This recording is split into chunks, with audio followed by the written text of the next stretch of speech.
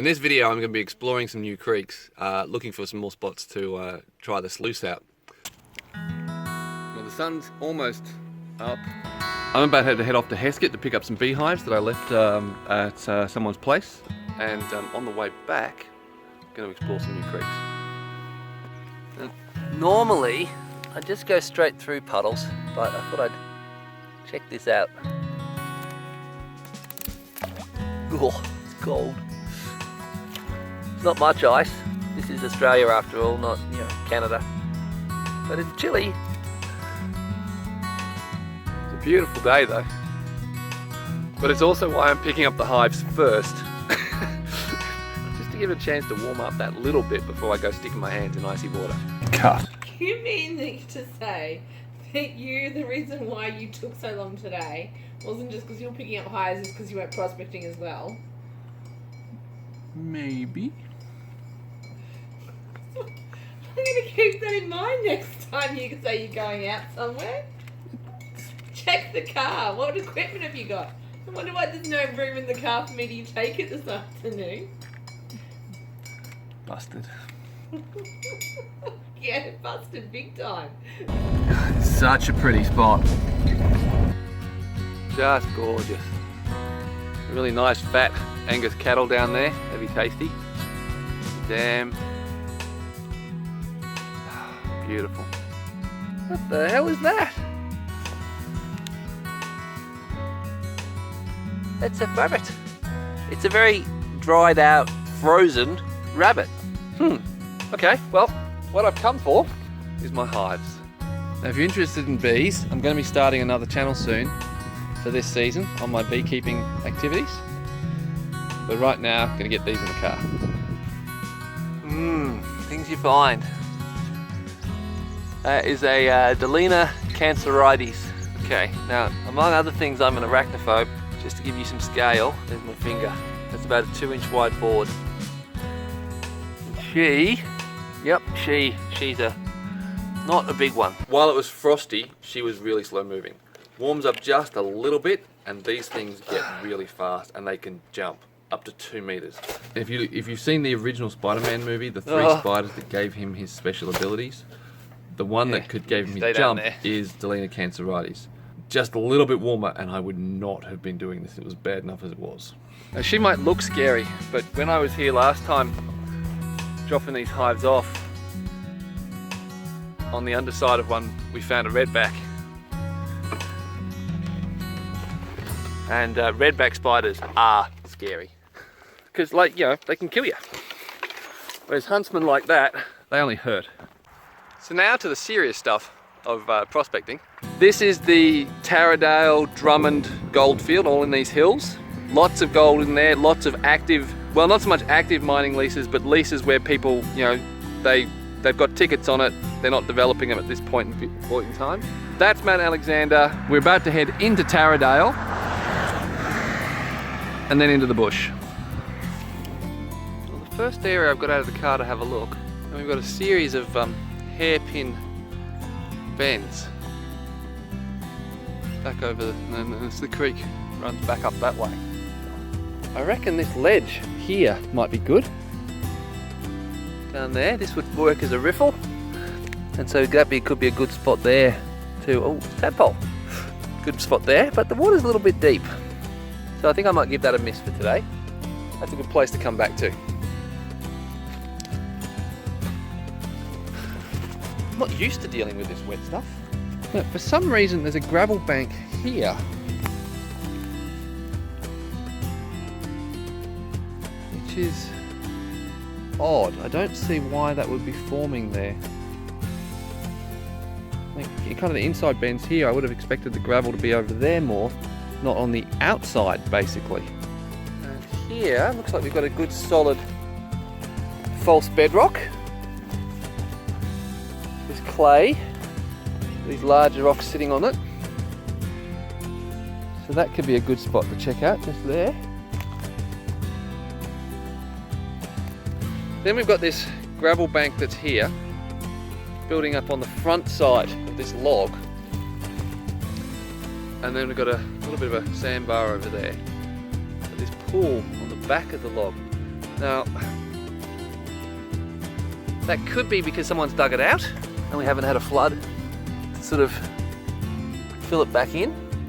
Or it could be just that a natural clear out space. It gets swirled around and the gravels get taken away, left there. So I reckon there's a really good spot just to check out. Oh, look at this, another log. That could be a good spot. Oh, hello. Crevices. Now they don't look like they've been touched in a while. Inside bend is here. So this build up of big boulders, that could be a really great spot to dig. But it's kind of a big area. That's kind of the thing I'd want to come back when I had more time. It's not an area to check just to do a test. But in those crevices, that could be, just to see what's there. I know it's not really in an ideal spot because it's on sort of the outside-ish kind of bend. But it's something I learned from Chris from Vogus Prospecting, is that sometimes creeks, for whatever reason, they don't behave by the same rules because of other features within the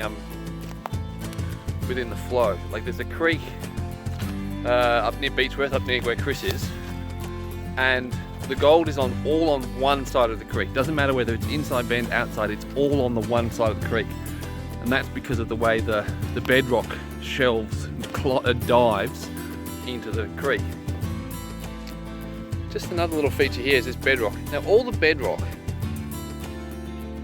seems to be forming these blades on the, looking upstream on the left hand side. And in here, these could be some really nice crevices to look into. Where's my pick? So let's have a bit of a look. So I've just taken this through my number 8 mesh. I'm going to pan it off. I'm not expecting any nuggets that wouldn't go through the number 8 mesh, but just in case. Wow, it's fabulous being able to see what you're doing. It's not looking like it's very much heavy. I'm not seeing any ironstone in there. It's all very blonde. And that's gold.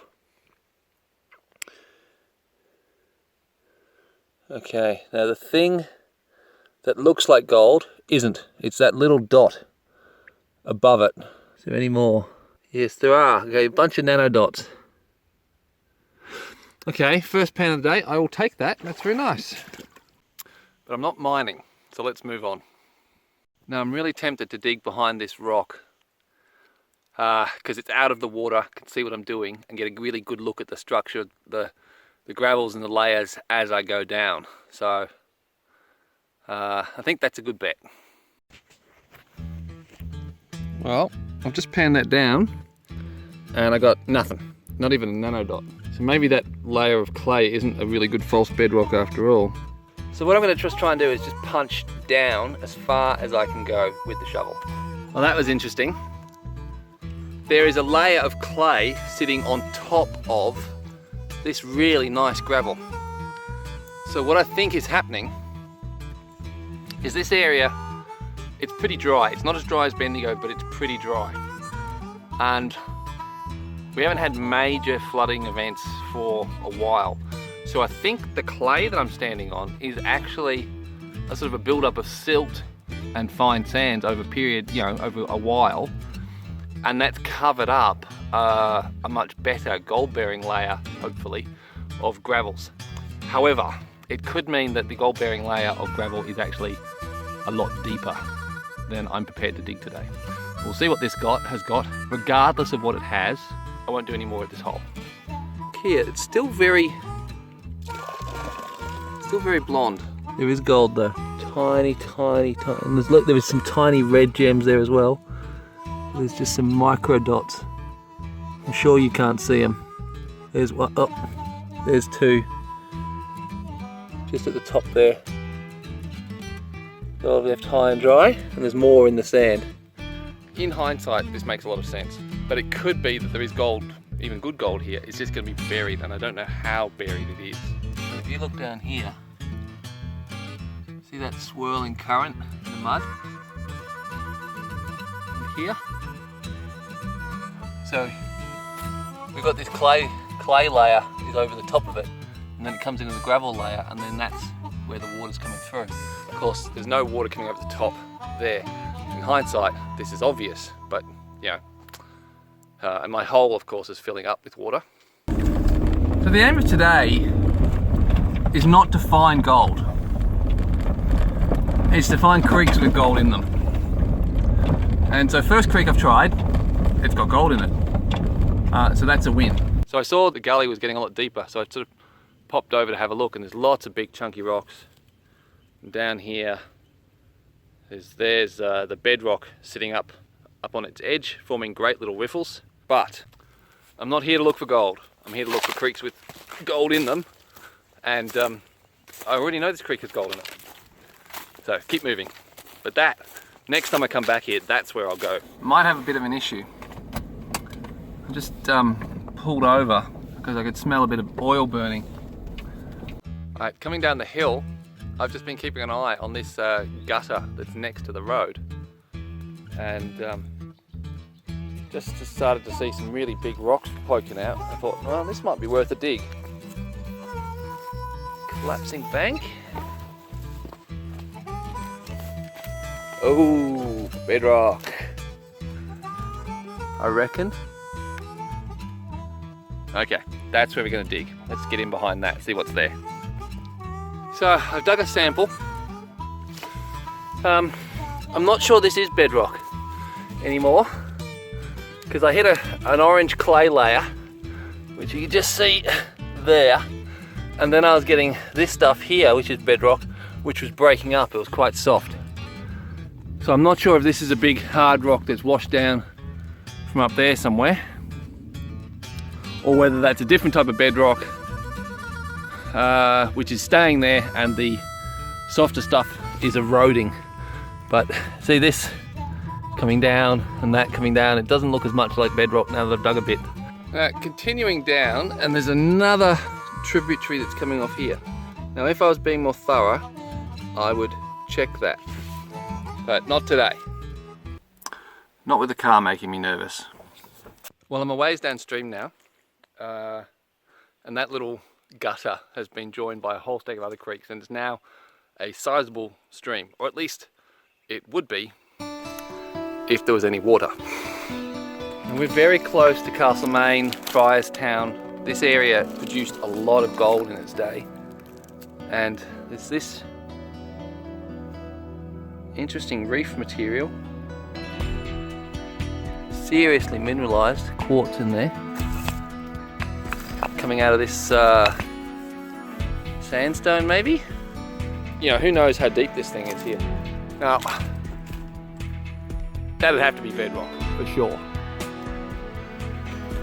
Which means that that could be, and that could be. Oh, quartz, reef quartz. Pinky? That's not, that could be. That could be.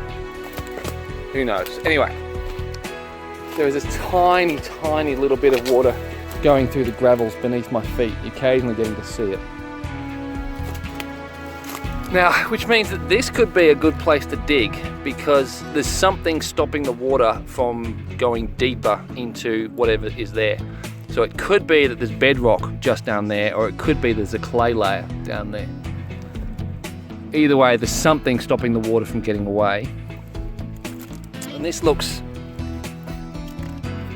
pretty tightly packed. That's loose, but it's just a flat rock.